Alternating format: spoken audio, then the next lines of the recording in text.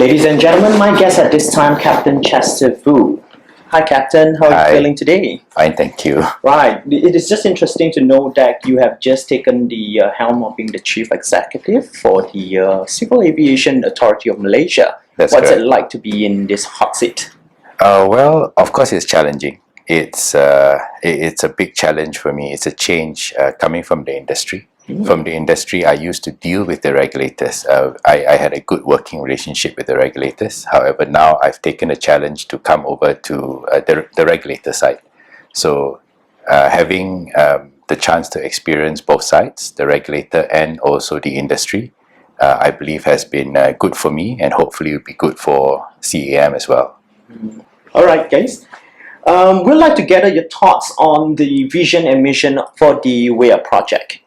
Okay, basically, CAAM will remain supportive. I want to promote equality across. I would like to see people in the industry that are not judged based on gender, but it should be based on merit and competency. I believe that whether you are male or female, that you should have equal opportunity to achieve what you actually want to achieve.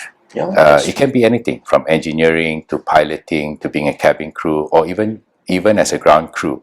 There should be opportunity for everyone, regardless of gender. And I definitely support, and I would love to see more women in the industry. I'm very blessed to have the chance to have worked with a lot of talented women in my career so far. Wow. Was this your first choice of career? Well, surprises, dentist, doctor. I always thought I wanted to be a singer. However, my late father felt that if I had done that, I wouldn't be able to put food on the table. So thinking back now, I think he was right. And it was my late father who really inspired me to take up aviation. And it was his direction, and it was his dream. So I'm basically living his dream. I see. Yeah. So does CAM internally have any programs or initiatives that encourage women to join the aviation? Okay, CAM is gender blind. We don't have a specific program to say you must be a woman to join. However, CAM gives equal opportunity to everyone, which is, like I said earlier, purely based on merit and competency. And we do encourage women to join. We have women pilot inspectors. We have a good almost 40% women representation. Air traffic controllers. We have a lot of female air traffic controllers in Malaysia. So it is a fair representation, even from administration staff. So I guess we are fairly represented across male and female gender. That's nice. What would your advice be for the younger generation, when they're starting their careers in the aviation? Okay. Basically, when you start your career in aviation, especially during these challenging times, we are still in COVID-19. My first advice would be to be very resilient and don't give up. Now, it might seem discouraging, demoralizing when jobs are drying up in aviation, but the key here is to keep reading, keep yourself current, and don't stop. Even as you get qualified, my advice to the younger people, or basically the newbies who just jumped on board, keep on reading, keep yourself updated, and do not be shy to ask. I think that's the only main advice that I have now, as we await for the industry to come back to pre-COVID levels. I see. That's good. So how do you see the women representation here for the aviation? What's your forecast of that growth? Like I said, I would like to see definitely more participants. The world, it is 2020, right? I believe there should be no stereotyping, and I'm happy to state that I've seen a lot of female candidates for engineering and for cadet pilots, for cabin crew. So I think that this is very encouraging. Do you have any statistics on the population of that yet? I wouldn't have a statistic straight out, but I would say that if you look at the major airlines like AirAsia, Malaysia, even Malindo, it is fairly seen that women have equal opportunities in highly technical jobs. So the growth is there, and everybody is like getting the reception, right? Yes, and it's growing. It is growing annually. So this is a good sign. Right. Right now, we're going to ask you a little bit of a personal question to say that what are the challenges you would be facing being a CEO of CAM? How do you cope with it actually? Well, currently, CAM is going through positive transformation.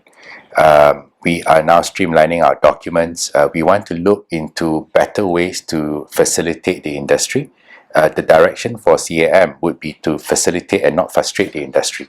We want to be able to give positive, clear approvals. I would like to see the industry grow to way greater levels than what it was before. However, this must be done with no compromise to safety and security, of course. That's We right. want to facilitate this the best that we can. So transformation will always be, will have its pains, and we're dealing with it. And I'm very positive that with all the support from CAM staff, and most importantly from the industry, where I attempt to increase our collaboration and engagement, I believe that I would like to say I would not like to focus on the challenge, but more into finding solutions to overcome these challenges. So I don't see the challenges so much as a problem. I'm more interested in the solutions. Right. And you have been stirring the ship so far so well. What's it like feeling and day to day Well, into this office? Well, I've settled in quite nicely, mainly because CAM staff has accepted me as one of the family members. So I'm really blessed to have support like this. Yeah, this is so nice.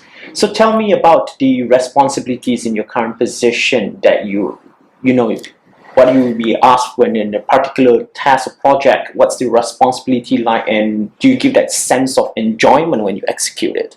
Well, okay, the industry will have a lot of requirements, especially during downtimes during COVID-19. Pilots, cabin crew, engineers, ground crew, they don't work as much as they used to. Yes. Because of border restrictions and passenger restrictions.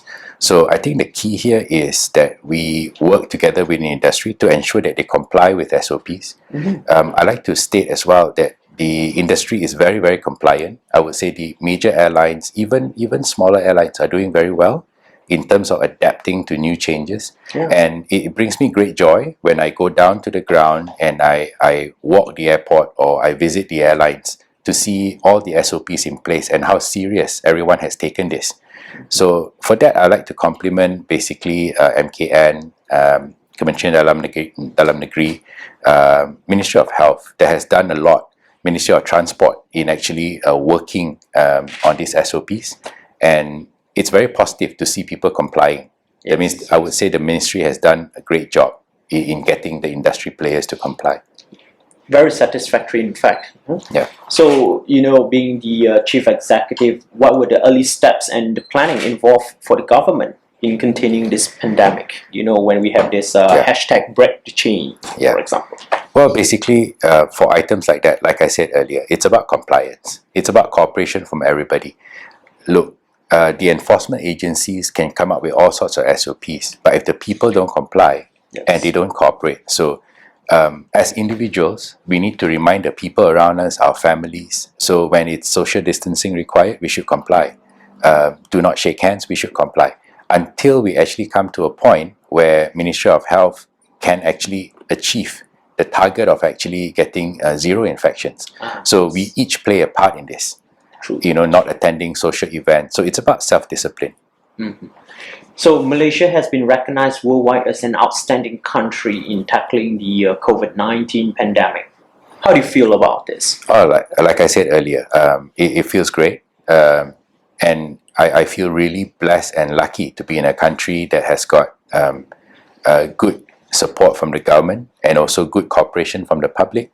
So in this case, I felt the ministry and the people has done well in being part of a team effort in keeping great performance in controlling COVID-19. Let us understand more a little bit about the aviation and the business industry. So what is the role of the Civil Aviation Authority of Malaysia? Okay, for CAM, basically our main role, we are the regulator for safety and technical items. So we ensure that the industry grows, however, will follow a compliance method into how it keeps safe. That means there has to be standard operating procedures and regulation that the industry, whether you are an airline or whether you're an engineering outfit or whether you are a private operator, that you need to follow to ensure that training is done, proper processes are available to ensure safety, and if anything were to happen, because mishaps will happen, risk is mitigated. The whole idea here is CAAM will ensure that for every possible risk item, there are mitigation measures that we can minimize it to the maximum. So that will help us. So CAAM basically is the main regulator for the aviation industry for safety and security items. Okay, here's one for you. What are your visions and plans for CAM and the standards of aviation airworthiness in Malaysia? Okay, for CAM, there are probably 2 or 3 items that I can visualize. Firstly, for CAM internal, I would like to see a CAM that the people in CAM itself, the warga CAM, achieve a level that we become collaborative and also very approachable. And most importantly, when they sit at their dinner table at home, I would like to see a CAM officer or CAM staff tell their children to actually try to achieve on joining CAM. I would like to see internally our people believe in the system that we built, that they would like their children or even their next generation to be part of CAM. Now that would be a great achievement for me, I believe, meaning to treat everyone like family. For the second part, I would like to see CAM being a leader in the industry, that you might be a small operator, you might be a big operator. I would like to see CAM have enough humility to actually learn from the big operators in terms of their digital capability or whatever they could do. And for the smaller players, CAM take a leadership role to guide and help them to actually be able to be better than what they are. And the third part would be to see CAM as a leader in the regulatory world, where I would like to see countries want to be like CAM. So Role models. Yes. Yes, of course. So I hope that would be That's a very good vision. be Everyone able would to like be achieved. Speaking about that, what are the major gaps do you see in Malaysian aviation that, if cooked well, we could be Asia's leading country in terms of aviation and airworthiness standards? Well, basically, documentation and processes. We need to ensure that we have clear documents that allow industry growth, that doesn't restrict in terms of safety and security, but does not restrict new technology. We should be able to digitize and allow new technology to grow within the aviation industry. I think that would be about the main thing that we can do immediately. That is great to hear.